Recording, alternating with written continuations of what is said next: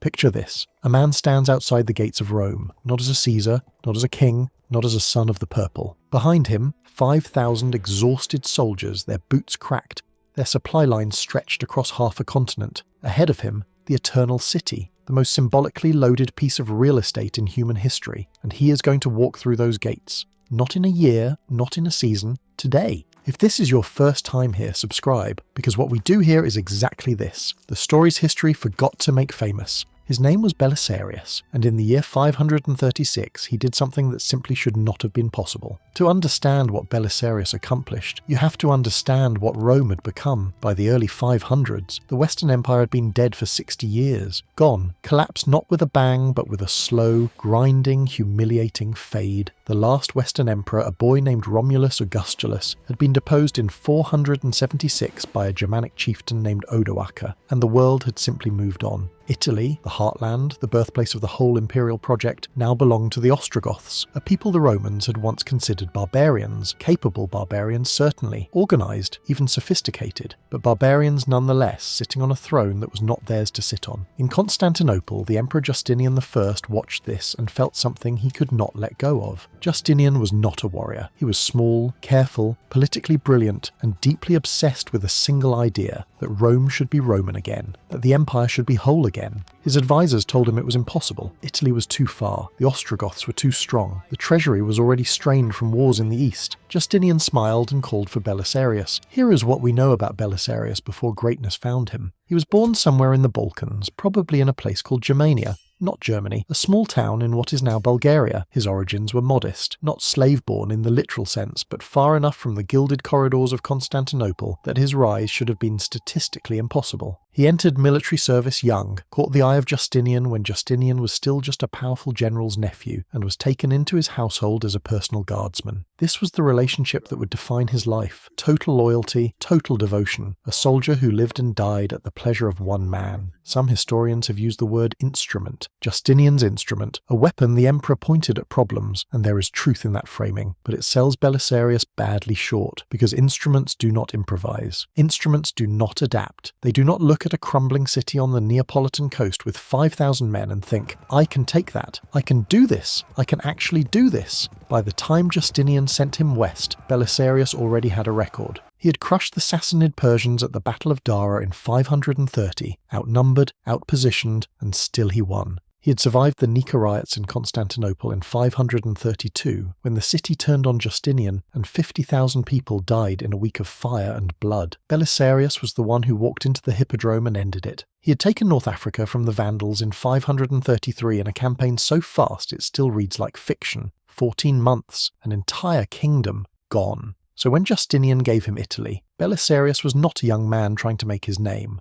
He was 30-something, battle-hardened, and entirely clear-eyed about what he was walking into. What he was walking into was this: Sicily first. The island was technically under Ostrogothic control, but had a population that remembered Rome with something close to longing. Belisarius landed in 535 with a force that military historians still argue over. Somewhere between 7,500 and 15,000 men total, including cavalry, infantry, Hunnic auxiliary archers, and his own elite household guard. Whatever the exact number, it was not enough, not by conventional military thinking, not for taking an entire peninsula defended by a kingdom with potentially 100,000 warriors. Sicily fell almost without a fight. Town by town, the locals opened their gates. The Ostrogoths were spread thin, their leadership distracted by a succession crisis back in Ravenna. Their king, Theodahad, was a scholar and a philosopher, a man who wrote letters and studied Plato and was, by every account, constitutionally unsuited to handle what was coming at him. He tried negotiating with Constantinople. He tried stalling. He offered concessions. He was, in military terms, exactly the kind of enemy you pray for. By the end of 535, Sicily was Byzantine. Then Belisarius crossed to the mainland. This is where the campaign moves from impressive to extraordinary. The toe of Italy, the very tip of the boot, was called Rhegium. Belisarius took it, then he moved north along the western coast. The Ostrogoths, still reeling, still leaderless in any effective sense, fell back, not out of cowardice. They were formidable fighters, but because Theodahad simply refused to commit to a strategy, he was waiting, negotiating, hoping Justinian would accept a deal. He did not understand that Justinian had already won in his own mind and was simply waiting for the map to catch up.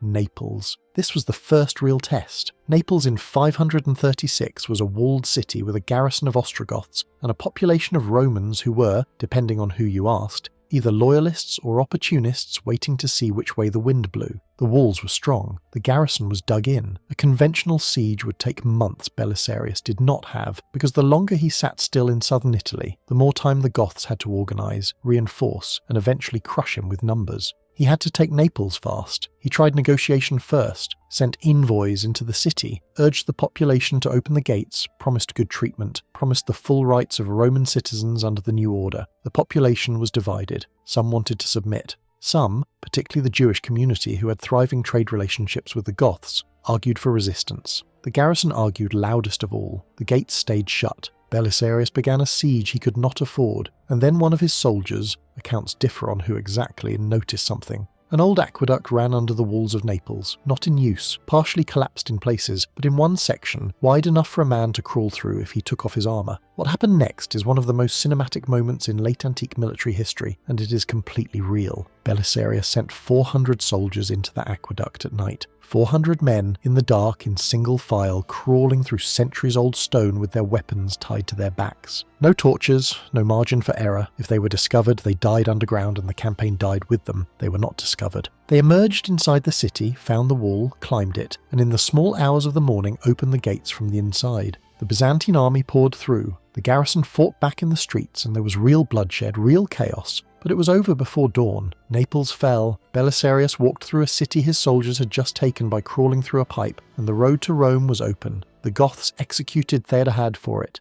Not metaphorically, literally. They killed their own king in the road and replaced him with a soldier named Witiges, a man who was everything Theodahad was not, experienced, tough, capable of making decisions. But Witiges made his first great mistake almost immediately. He decided that before he could deal with Belisarius, he had to deal with a Frankish threat in the north. He gathered the bulk of the Gothic army, marched north to secure the frontier, and left Rome with only a small garrison. He left Rome open. Belisarius moved. He force-marched his army north from Naples along the Appian Way, the same road Roman legions had marched for 1,000 years. The Gothic garrison in Rome, watching the Byzantine advance, did something the history books treat as almost embarrassing. They panicked, negotiated, and in December of 536 simply opened the gates. The Pope at the time, Silverius, had been quietly working to smooth the way. The population, Roman to their bones, had decided. The Goths filed out one gate as Belisarius rode in another. He entered Rome, 1 year after landing in Sicily, 1 year after crossing to an enemy continent with an army too small for the job. Belisarius was standing in the Forum of ancient Rome, a forum that had not seen a Roman emperor's banner in 60 years. For a moment, try to feel the weight of that. The cracked marble under his horse's hooves, the aqueduct still standing but silent. The Colosseum to the east, half emptied of its stone by centuries of builders raiding it for material. A city that had been the centre of the world, now a ghost of itself.